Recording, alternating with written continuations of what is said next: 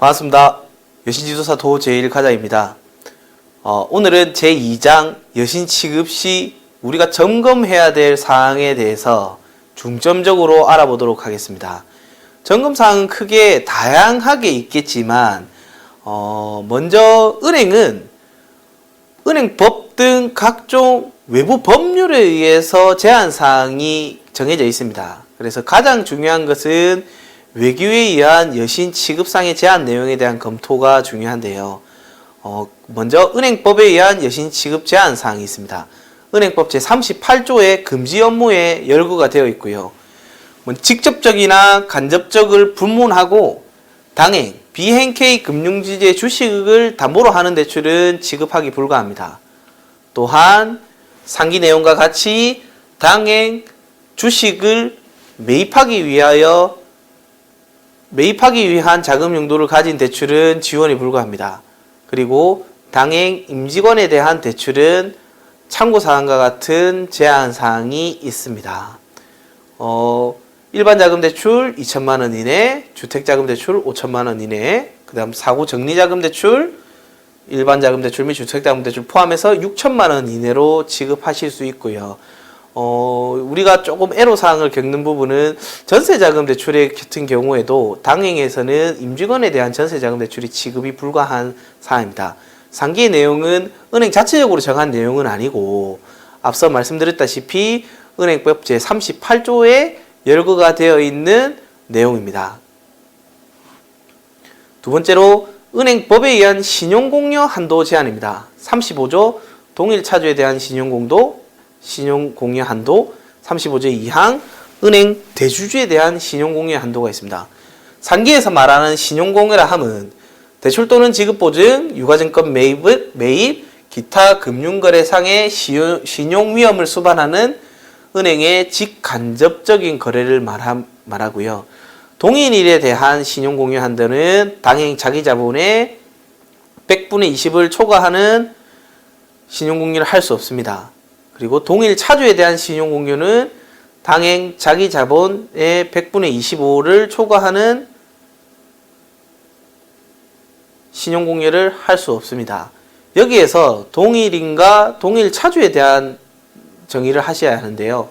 동일 차주란 동일한 개인, 법인, 그 개인, 법인과 신용위험을 공유한 자를 말하며 신용위험을 공유하는 자라 함은 독점 규제 및 공정거래에 관한 법률에 의거 법률에 속한 기업 집단에 속하는 회사를 의미합니다. 그래서 동일인을 조금 더 확장한 개념을 동일차주라고 보실 수 있을 것 같고요.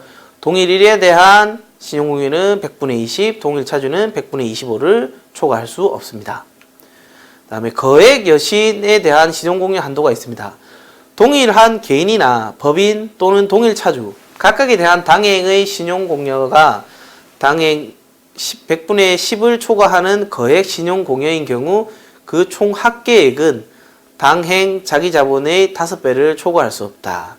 거액 신용공여에 따른 당행의 리스크를 제한하기 위해서 상기와 같은 내용이 정해져 있습니다. 또한 대주주에 대한 신용공여 한도에 대한 제한 내용이 있습니다. 대주주에 대하여 당행 자기자본의 100분의 25에 해당하는 금액과 대주주의 당행 출자 비율에 해당하는 금액 중 적은 금액을 초과하는 신용공여를 할 수 없다. 대주주에 대한 특혜성 대출 그리고 리스크가 많은 대출을 할 수 없다는 내용입니다. 그리고 우리 상기의 내용은 은행법에 의한 여신의 취급 제한 및 신용공여의 제한인데 영업점에서 실질적으로 많이 고민하시고 겪게 되는 내용은 다음과 같습니다. 불공정 영업행위 제일 중요합니다. 별표 5개 하실 정도로 중요합니다. 우선 상기의 내용은 불공정 영업행위로서 금융소비자 보호를 위해서 하지 마라, 절대적으로 이러한 행위는 영업행위를 하면서 하지 마세요 하는 거기 때문에 1차적으로 안 하시는 게 제일 중요합니다. 그런데 조금 실수를 하시는 경우는 이러한 내용을 잘 모르고 취급하실 때 실수가 일어나거든요. 그래서 이번 파트에서 불공정 영업행위에 대해서는 완벽하게 숙지하실 수 있도록 하겠습니다. 먼저 첫 번째와 두 번째는 여신거래와 관련해서 차주의 의사 반하여 예금 등 은행 상품을 가입 또는 강요, 그다음에 해지 또는 인출을 제한하는 행위인데요. 흔히 이야기해서 구속성 관련 예금 수취라고 하고 예전에는 금융기관의 꺾기라는 말로 썼는데 지금은 이러한 내용을 하시면 안 됩니다. 그리고 은행 전산에서도 구속성 예금에 대한 점검을 상시적으로 하고 있기 때문에 최근에는 크게 문제는 없어졌습니다. 그 다음에 세 번째는 여신거래와 관련하여 차주 본인 또는 제3자로부터 담보 또는 보증을 취득할 때 포괄금 담보, 포괄금 보증을 요구하는 행위를 제한하고 있습니다. 요즘에는 금보증을 쓸 때는 특정 금보증을 원칙으로 하고 그 다음에 근저당을 설정할 때는 한정 근저당을 설정을 하는데 예전에는 포괄금 담보, 포괄금 보증으로 설정을 했다고 하더라고요. 고객한테 포괄금 담보, 포괄금 보증은 굉장히 불리하기 때문에 2011년도인가 12년도쯤에 일괄적으로 포괄금 담보, 포괄금 보증을 없애자라고 해서 경과기관이 경과했고 현재는 포괄금 담보, 포괄금을 아예 운용을 하지 아니하고 있습니다. 다음에 여신거래와 관련하여 제3자인 담보 제공자에게 연대 보증을 요구하는 행위인데요. 담보도 제공하고 연대 보증을 쓰세요라고 하는 것은 고객한테 너무 불리하다는 거죠. 그래서 담보 제공을 하되 연대 보증을 할 수는 없지만 몇몇을 제외하고는 하실 수 있습니다. 그러한 내용이 바로 제3자 담보 제공자의 연대 보증인 입보에 대한 내용인데요. 크게 보시면 대표자 소유 부동산을 담보로 법인 대출을 취급하는 경우에는 담보 유효가가 부족하다 하더라도 대표자를 연대보증을 입보할 수 없습니다. 그런데 차주 본인을 제외한 모든 개인과 법인은 제3자에 해당되며 일부 담보를 제공하는 경우에도 연대보증을 입보할 수 없습니다. 다만 제3자가 해당 은행에 예치되어 있는 예금 또는 적금, 금전, 신탁 수익권 증권을 담보로 제공하고 연대보증을 책임을 기 제공한 담보 범위 내로 제한하는 경우에는 불공정 영업행위로 보지 아니합니다. 상기의 내용은 후편 담보에서 세부적으로 알아볼 수 있도록 하겠습니다.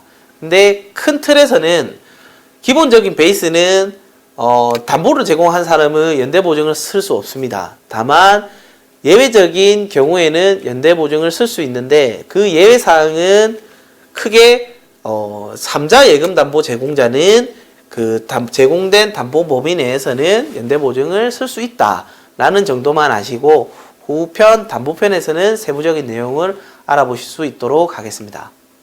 그리고 다섯 번째, 통상적인 담보비를 초과하여 계열회사의 담보와 채무보증을 이중으로 요구하거나 계열회사의 중복보증 채무를 요구하는 행위입니다. 그래서 담보대출이면 담보대출, 보증부대출이면 보증부대출인데 담보도 받고 채권 보존을 하기 위해서 계열회사의 중복 채무보증이나 연대보증을 받는 것은 불공정 영업행위에 해당하니 굉장히 주의하셔야 됩니다. 또한 대출 취급과 관련해서 백지수표나 담보용 백지연 보충권을 남용하는 행위는 불공정 영업행위입니다. 그리고 7번 거래처의 고용 임원에 대한 연대보증을 요구하는 행위인데요. 가장 많이 일어나는 행위고 흔히 범하는 오류입니다. 전문 경영인은 실질적 소유주가 아니기 때문에 연대보증인으로 입보하실 수 없습니다. 또한 신용보증기금의 신용보증서 등 보증서에 대한 내용인데요. 부여신에 대해서는 보증을 쓰시면 안 되고 다만 부득이하게 보증을 하는 경우에는 보증세무는 지급보증서에 의해 담보되지 아니한 부분의 하나, 예를 들면 이런 거죠.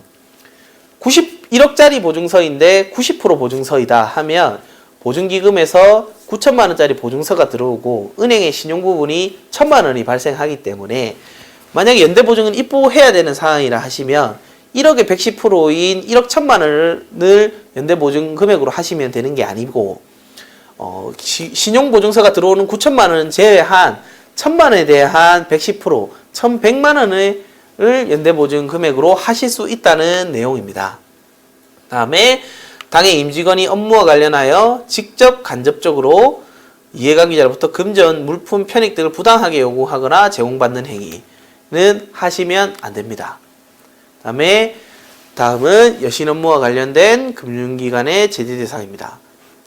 쉽게 금융 관련 법규를 위반한 경우와 고의 또는 중과실로 신용조사, 사업성 검토 및 사후관리를 부실하게 한 경우, 그리고 금품 또는 이익 제공 약속 등 부정한 청탁에 의한 여신은 금융기관 제재 대상에 포함하므로 굉장히 주의하셔야 합니다.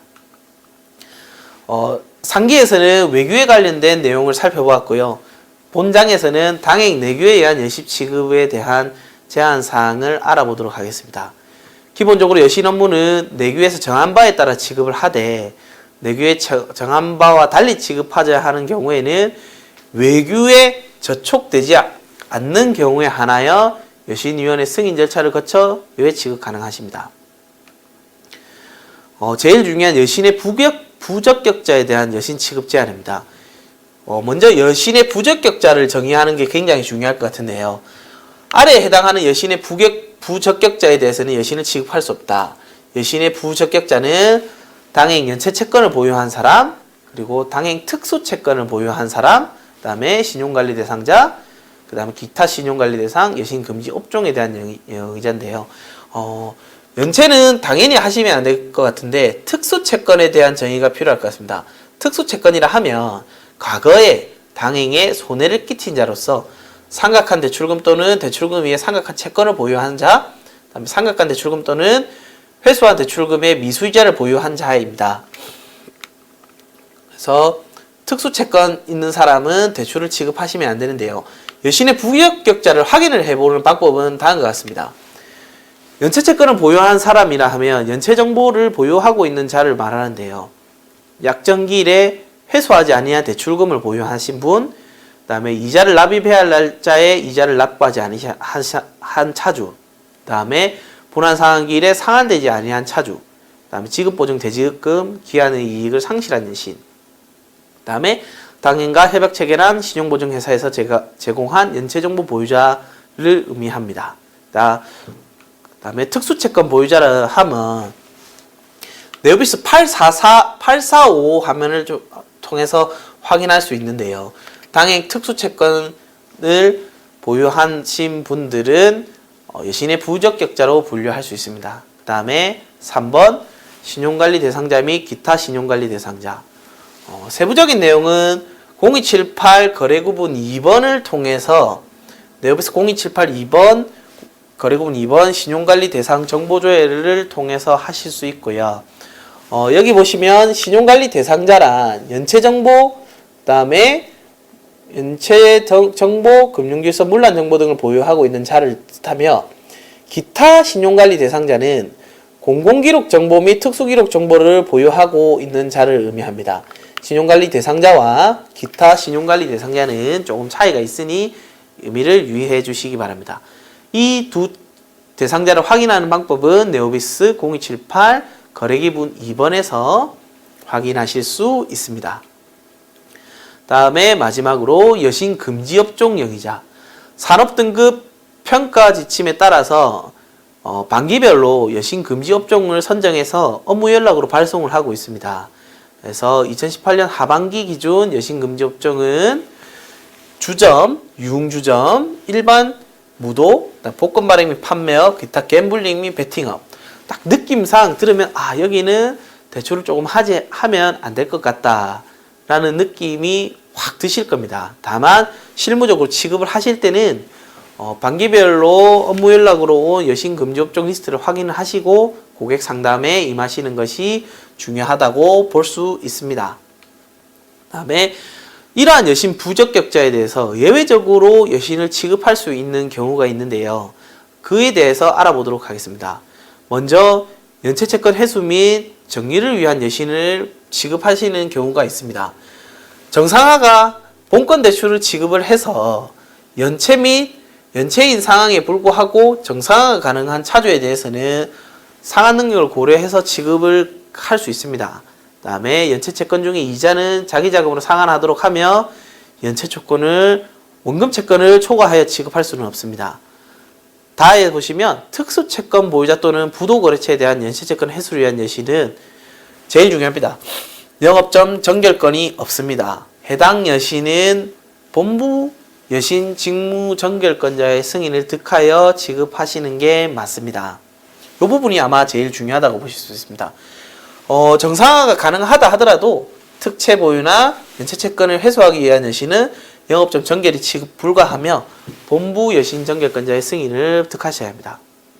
다음에 무역대행업체가 다른 실수주와 관련 건과 하여 지급보증 대지급금을 보유하고 있는 경우로서 본건 채권 보정이 지장이 없다고 영업점장이 인정하는 일반적 일람불 수입 신용장 개설 지급 보증 같은 경우에는 지급하실 수 있습니다. 참고사항에 보시면 다음과 같은 예가 있는데요. 일단 크게 실수요자 B와 실수요자 C에 대해서 무역대행업체 A가 업무 대행을 하고 있는데 실수요자 B에 대해서 지급보증 대지급금이 발생한 경우임에 불구하고 본건의 오픈하는 한돈의 건별에서는 실수요자 C를 위해서 일람불 신용장을 개설을 요청하는 경우에는 영업점장님께서 채권보증에 지장이 없다고 인정하는 경우에 한하여 실수요자 C와 관련된 수입신용장 개설 지급보증을 지급하실 수 있습니다. 단 무역대행업자 A는 현재 대지급금을 보유하고 있는 상태이므로써 채권보전에 지장이 없는지 본건 취급 전에 면밀히 파악해서 지급하셔야 합니다. 그리고 기존의 여신의 기한연기 갱신 대안에 대해서 해당 여신 정결권자가 불가피하다고 인정하는 경우, 그리고 초우량음의 할인, 전액 신용보증서 담보여신, 당행 수신담보대출, 수입보증금 전액 적립 조건부 외환 관련 여신은 지급하실 수 있습니다. 영업점에서 굉장히 질의가 많이 오는 내용인데요. 여신의 부적격자인데 주택청약저축을 당에게 보유하고 계신 분에 대한 대출의 지급 내용인데요. 결론부터 말씀을 드리면 청약저축은 타기간 수신으로서 당행 수신담보대출로 보지 아니합니다. 그렇기 때문에 상기조항을 적용이 불가능하고 여신 부적격자가 청약저축을 담보로 대출을 요청하는 경우에는 영업점 정결로 지급하실 수 없습니다. 다음의 경우에는 본부 승인을 득하여 지급하실 수 있습니다. 그리고 연체기간 중 연체기간 종합적인 신용도 등을 감안해 채권보전이 지장이 없다고 인정하는 경우로서 신규중대 여신의 경우에는 본부 승인을 득한 경우에는 지급하실 수 있습니다. 두 번째로 부적격자에 대한 내용 다음으로 동일일에 대한 2개 이상의 영업점의 여신을 지급을 제한하고 있습니다. 왜냐하면 2개 이상의 영업점에서 중복으로 여신을 취급하는 경우에는 영업적 중복에 따른 업무 효율성을 저하시키고 채무관계인 및 담보물의 사후관리에 지장을 초래할 수 있음으로써 동일인 또는 동일한 담보물은 한 개의 영업점에서 관리하는 것을 원칙으로 하고 있습니다. 먼저 취급 영업점의 제한입니다. 동일인에 대해서 2개 이상의 영업점에서는 여신을 취급할 수 없으며 현재 관리점이 아닌 타 관리점에서 타 영업점에서 여신을 취급하는 경우에는 기취급한 여신을 영업점 간 협의하에 이수관 처리를 하고 지급하심을 원칙으로 합니다. 또한 동일을 차주 외에 관계기업, 계열기업은 한 개 영업점에서 관리함을 원칙으로 합니다. 그럼에도 불구하고 동일인에 대하여 2개 이상의 영업점에서 여신을 지급을 할 수 있는 경우가 가능한데요. 가부터 차까지 보시면 될 것 같은데 여기에서 보시면 본부 승인, 관리부 소관업체, 그 다음에 본인 명의 수신담보대출, 수익증권 펀드담보대출, 그 다음에 전자방식 외상매출 채권 담보대출 등 정해내온 내용은 다 보시면 이해하실 수 있습니다. 다만 실무적으로 조금 잘 안 일어나는 부분은 주거래 영업점에서 외국한 업무를 미취급 사유로 타 영업점에서 지급하는 외환관련시는 한 개 영업점에서만 지급 가능하시고요. 그 다음에 주택담보대출, 공무원 연금 수급권자 대출은 상품별로 복수 취급이 할 수 있도록 해놓았습니다. 그 다음에 자에 보시면 건당 1억 원 이하의 부분 보증서 담보 운전자금 대출은 지급 가능하시되 80% 미만은 지급이 불가능하십니다. 그래서 여기 보시면 건당 1억 이하 보증서 담보 대출, 운전자금 대출, 다만 보증서 80% 미만은 제외한다 라고 꼭 봐두십시오. 다음에 기타 내규에서 인정하는 여신인데 상품별이 보통 여기 해당되는 경우고요. 상품별 업무 매뉴얼 맨 마지막에 보시면 거의 복수 취급에 대한 내용이 있으면 복수 취급이 가능하고 복수 취급에 대한 내용이 명시가 되어 있지 않으면 복수 취급을 할 수 없다라는 기본 대전제를 따른다고 보시면 됩니다. 다음에 업무 질의가 온 케이스인데요. 상가 수분양자 앞 집단 잔금 대출 취급 시 취급 영업점에 대한 내용입니다. 질의 내용은 A 지점에서 상가 잔금 대출을 본부 승인을 득하고 타 지점의 대출을 보유한 분양자의 상가 잔금 대출을 지급하는 경우에는 지급 영업점의 제한 사항에 적용을 받는지에 대한 내용인데요. 집단 대출은 특정 지점에서 특정 차주에 대한 그 대출 조건뿐만 아니라 지급 영업점에 대한 승인을 득한 경우에서 득한 경우로 해석할 수 있음으로써 상계와 같은 지급 영업점 제한에 해당되지 않는다라고 저희가 질의상 답변을 해준 적이 있습니다. 그래서 집단 대출은 그 집단 대출 성격상 특정한 지점에서 특정한 차주에 대하여 지급을 하기 때문에 영업점 지급 제한을 두지 않는다고 볼 수 있습니다. 다음에 참고사항에 보시면 상품별 업무 매뉴얼에 대한 복수 취급 허용 대출은 다음과 같습니다. 공무원 가계자금, 공무원 우대, 직장인 프리미엄, 전세자금 대출, 그 다음에 자동차 구입자금 대출 등인데요.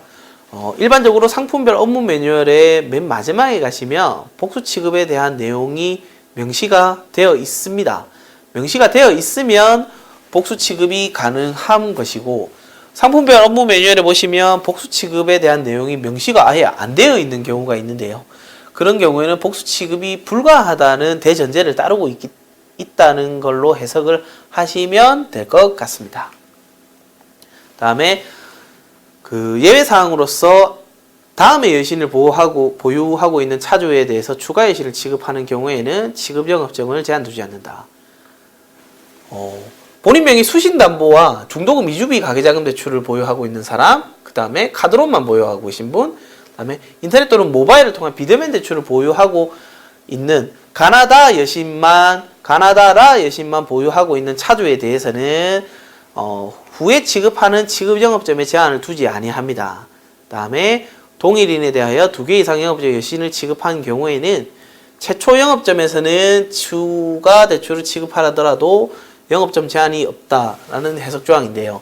예를 들면 A라는 영업점에서 주택담보대출을 지급을 했습니다. 근데 다만 B라는 영업점에서 기업자금 대출을 지급을 해야 되는데 복수 지급 단서 조항이 없다 하면 B의 대출은 만약에 기존적으로는 A 지점에 있는 가계자금 대출을 이수관을 받고 B에서 지급하시는 게 맞겠지만 그렇지 않다면 B의 대출은 본부 심사의 협의에 올라갔다가 와야 돼요. 본부 승인 사항이거든요. 승인 받고 그러면 지급하고 나면 A에도 대출이 있고 B에도 대출이 있는데 A에서 봤을 때 B는 제한 사항이 아니기 때문에 A는 만약에 영업점 전액 여신이라 하시면 지급을 하실 수 있습니다. 다만 B의 경우에는 계속 그 지급 영업점 제한이 있기 때문에 계속 본부 승인을 조금 받으셔야 될 수도 있어요. 다음에 나에 보시면 담보물 관리 전의 제한. 동일한 담보물에 대해서 2개 이상의 영업점에서는 중복으로 여신을 지급할 수 없기 때문에 타 관리점에서 여신을 지급하는 경우에는 해당 여신과 같이 이수관하고 지급하시는 것을 원칙으로 합니다. 그 다음에 예적금 담보 등을 통한 여신 취급의 제한 내용인데요. 여기 보시면 예금 및 적금 신탁수익권 가입일로부터 2영업일 이내에는 예적금 담보 여신을 지급할 수 없다. 예금 가입을 포함하여 3영업일째부터 지급 가능하다. 예외사항입니다. 대출 취급 당일 또는 동일 차주 기준으로 담보 제공 금액이 5천만 원 이하의 예금 담보 대출은 지급하실 수 있습니다.